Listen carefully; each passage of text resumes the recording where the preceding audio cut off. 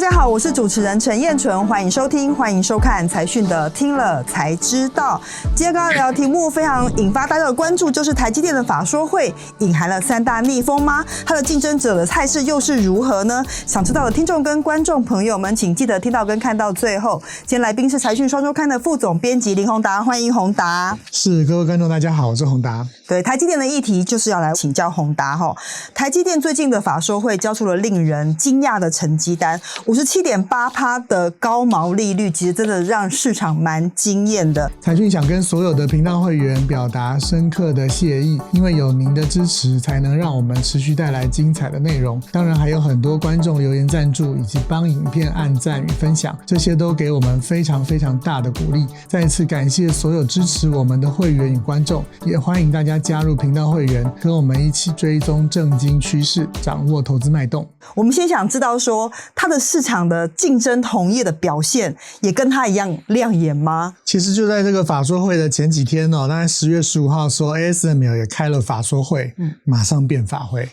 法会怎么样呢？当天马上下跌 16% 对，然后连同业那个东京威力科创没开法说会也跟着跌 9%， 拖下水。就是你有100块的财产呢，剩90块了，10块不见了，很严重啊。但重点的讯息是 ASML 说了一句话，他说这个手机跟 PC 复苏很缓慢，就是说只有 AI 好。大家就预期说，那你可能在半导体这边的需求原来会拉设备的，可能就不用那么急了。对，所以对 ASML 来讲是这样。但是各位去观察那几天台积电的美股的股价其实是相对稳定的所以看起来并没有影响到台积电。对，那台积电它其实在法说会上面也有提到嘛，就是说其实也是 AI 的表现非常的强劲，是好到令人想象不到的这种程度来形容 AI 的盛况。那艾斯摩尔不好影响到东京威力科创，那像 Intel 跟三星的情况又是怎么样呢？Intel 就比较严重一点了Intel 的 Q3 的这个 guidance 它是年减 5%， 毛利率是 38%， 它跟去年同期下滑 7.8%， 就是说看起来仍然在衰退的这个轨道上那三星的话呢，它是比这个去年的最惨的情况看起来，今年 Q3 它给的 guidance 是回升的但是它还是没有过之前的这个高点Q3 给的这个 forecast 是说它的这个营业利益会比这个 Q2 下滑 14%，大概是这样子的一个状况。那所以像 Intel 跟三星都这么辛苦，那到底台积电很好的原因除了 AI 之外，可不可以帮我们再多分享一些内涵细节，到底是什么推升了台积电这么厉害的表现啊？其实我们在这个法说会后记者会也有问那手机 PC 呢？对啊，就是基本上魏哲家直接给的这个稳定，意思是没有大幅成长的意思，就是在稳定在那里。那这个财务长说他不否认说，如果你说开始有一点复苏的迹象，这个他觉得可以，但看起来就是你说有很热吗？对不起，还没感觉所以热的是什么呢？现在半导体真的就是这个状况，就是基本上只有 AI 好。你可以看到他给了一个数字，就是说伺服器所用的这个 AI 处理器所带来的营收，其实今年是增加2倍了占他24年的营收大概是 15%。那这个其实是不包括这个 AI 相关的网络的晶片，或者是 AI PC 啊、边缘 AI 啊那些还不算。我们现在云的占 10%， 就算是成长的蛮快的了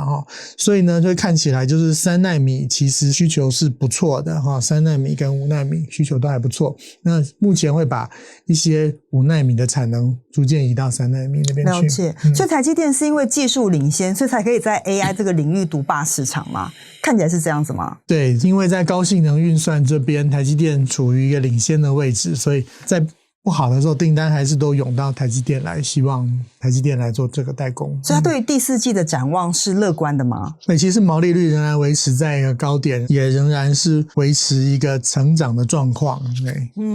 看起来好像在台积电的面前并没有什么乌云的感觉，但事实上这次宏达从法说会里面其实大概看到了一些挑战啦。事实上因为经营环境的变化其实非常快速，到底宏达从法说会看到了哪些台积电可能潜在的挑战跟问题呢？这个部分我们是一个一个来跟观众来分析。一开始我觉得我们可以先从通膨跟电价开始谈起，到底台积电面对通膨跟电价，它会影响它毛利率的程度是很可观的吗？我先从整体讲了就说目前来看，台积电在技术上确实它是处于一个很好的状况，但是你去看毛利率的时候呢，这个我们就要再接下去讨论了。对，因为当你的成本上升的时候，你能不能转嫁给客户啊，这是另外一回事嘛。这一次我们做了一个表哈，各位可以看到这一季其实台积电交出大概毛利率 57.8% 的一个成绩单。下一季也大概差不多这样子的一个水准，但是财务长在这个法说会的时候讲了一句话，说这一次的电价的调涨加上这个通膨带起来的影响，其实会对台积电的毛利率产生1个百分点左右的影响。那我们知道电价其实是10月中在涨嘛，那就代表说这个钱其实要付的话，应该是第4季开始付嘛。对，那就代表说原来其实台积电的这个毛利率可以到58点多，但是因为成本的增加。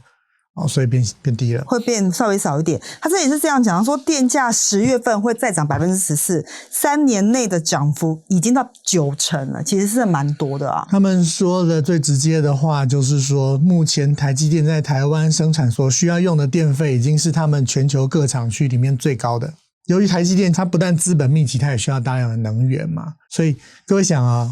电价调上去之后，什么时候会下来呢？应该不太容易下来。其实他们原话是接近翻1倍啦。好，那这电费的成本接近翻1倍，短期之内它不会降下来的话，那是不是代表成本增加？了解。不过刚刚洪导讲这件事情，我是个人蛮好奇，想进一步再多。我想观众应该也很好奇，台湾现在的电价对台积电来说，单位成本已经是相较于它在日本跟美国还要高了吗？他们是讲很清楚，全世界各厂区台湾最高。哇，这件事情还蛮值得关注的，因为事实上台积电最大的大本营在台湾嘛，那用电量当然也是相当可观。它如果成本不断的垫高的话，这件事情对毛利率的影响跟冲击，我觉得可能真的需要观察一下。所以我们这一次写这一篇，就是它看起来第一个电价这个事情是一个长期的影响。所以你现在看到的成绩，你看它过去可能几年前在第4季其实是可以交出 62% 的那但是现在看起来现在是5字头。对，所以原来应该是有机会再往上，因为再往上，我们不是讲现在超级热吗？可是毛利率并没有到破新高，所以是洪达是在帮我们解释说，为什么在市场这么热的情况下，毛利率的表现看起来受到点压抑。如果没有这些因素的话，可能会更好了哈。对，所以电费跟通膨是一个变数，第二个变数是来自于海外设厂吗？对，在法说会当中，其实有一个分析师问了一个非常有趣的问题啦。他说，如果他计算的没有错的话，他认为海外厂的毛利率不是0，就是非常接近0。那在法说会的记录里面，其实台积电的回复就是他们下一季会公布折旧的这个情况。所以他当下并没有正面回答这个问题。对，因为什么这个重要呢？因为这个日本厂其实是在今年的 Q4 开始运作，那运作开始算折旧嘛。那这个美国厂其实是2025年的上半年开始运作，那也开始算折旧嘛。那这几个都是几千亿上兆的投资，所以我们就会来关心说这些成本对台积电的毛利率会有什么影响。所以我估计大概可能是2到3个百分点的毛利率可能会是这个状况，因为台积电还是讲啊，这个他们在53% 以上的毛利率这个目标其实也并没有改变。那现在是57嘛，还有点空间的意思吗？57的话可能还有4到5嘛。可是各位你看，这样电费一个，海外市场一个，那对，所以我还是要提出来，就是说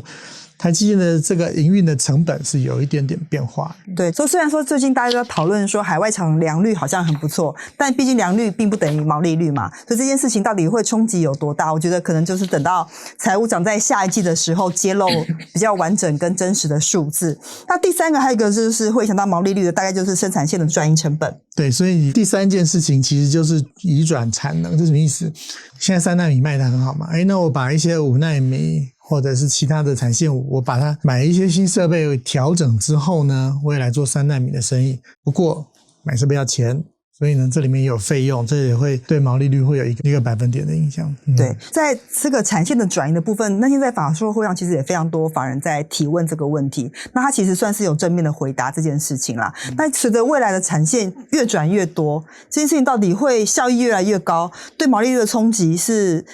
加成上去的，还是会越来越好啊？这个倒是持续性的，就是说从第2季、第3季就开始一直在做了。如果不做的话，其实毛利率可以增加1个百分点啦。但是目前的状况况可能就是持续对毛利率有1个百分点的影响，是等到它转完。了解。所以在这个情况下，看起来要挑战毛利率60%这件事情有一点点挑战如果照这个逻辑来看的话，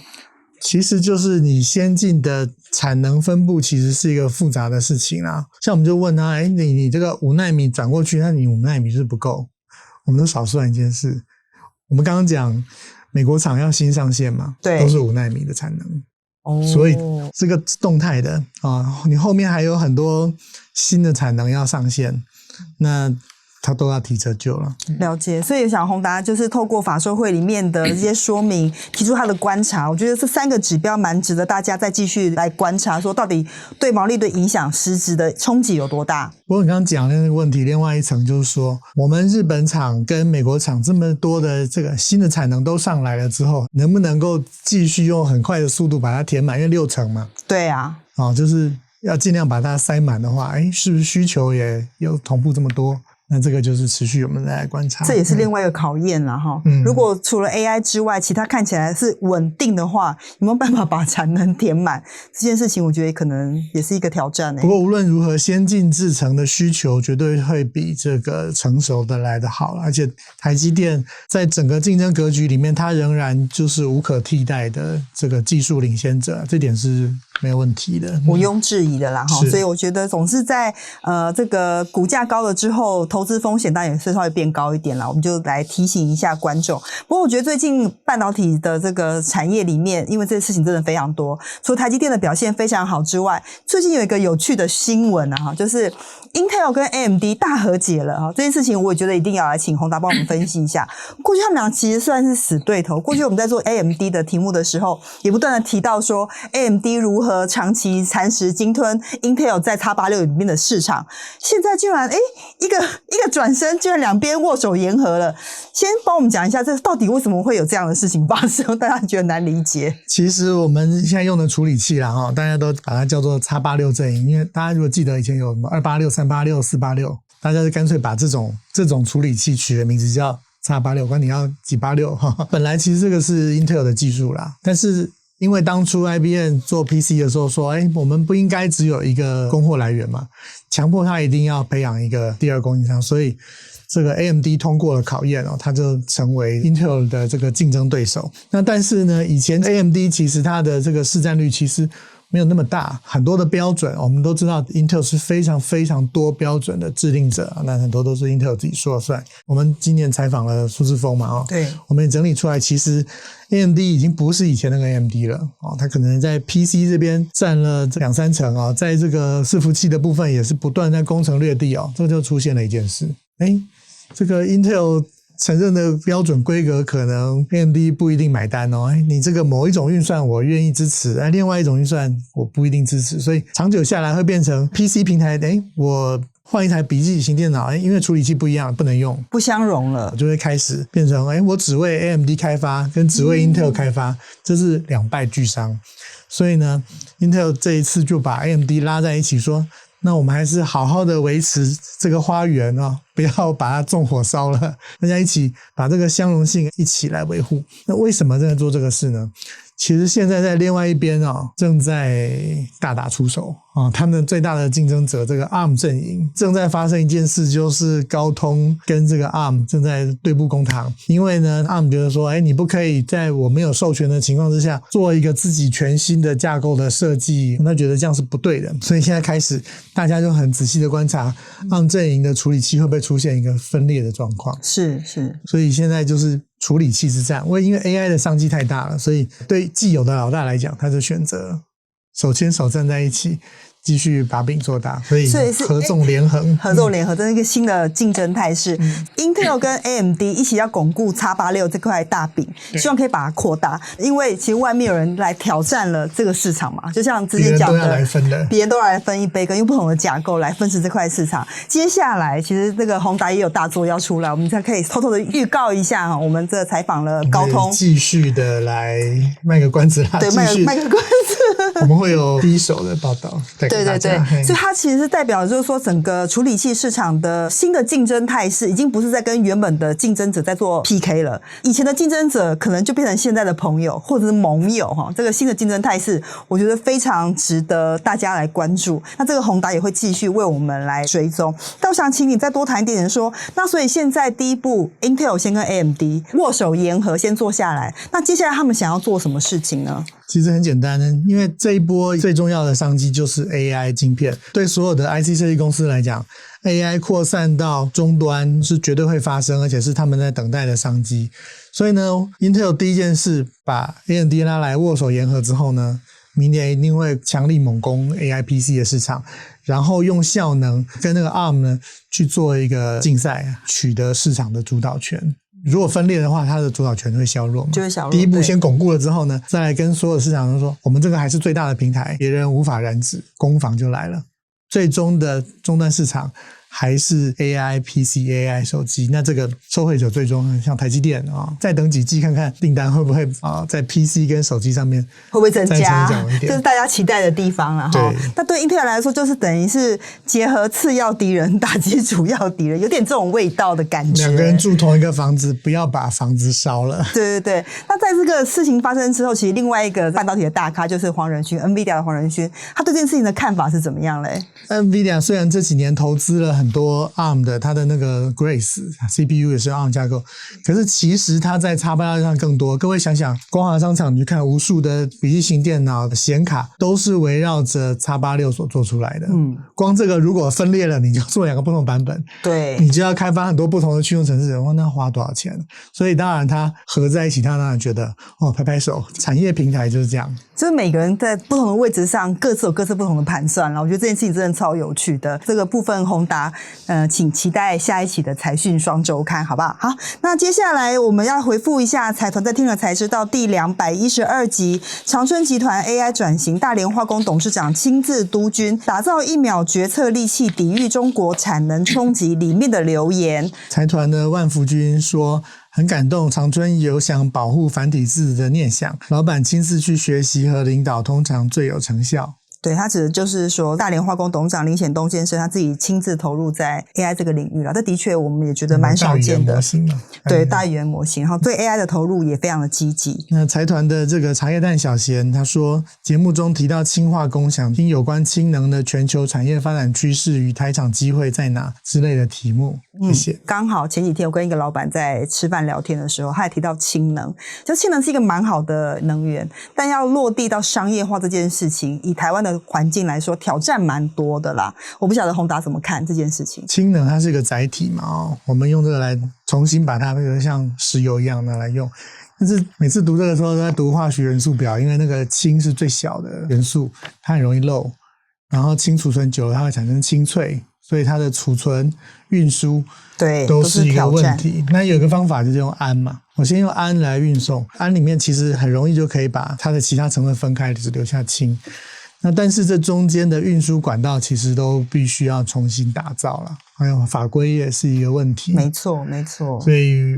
就算你有技术，法规要先通过我们才能用。这次我们的财讯里面也有写到，就是关于中油原本今年底要开设嘉庆站嘛，那现在看起来也是因为有一些现实条件上的困难，看起来是要延后了啦。所以我觉得这个方向看起来是正确的，但台湾要怎么样做到这件事情，我觉得可能还需要点时间慢慢来研究。财团的平安射线说，期待氢化工 BDO 制造产氢副产物，期待进一步与铜箔厂有连接。哇，好，这个部分我们来协助问一下大连化工，这个技术门槛真的蛮专业的哈，这个财团真的超级厉害。好，那今天非常感谢宏达的分享。如果你想了解更多的内容，欢迎购买财讯双周刊第723期杂志，里面有更详细的介绍。听了才知道，我们下次再见，拜拜。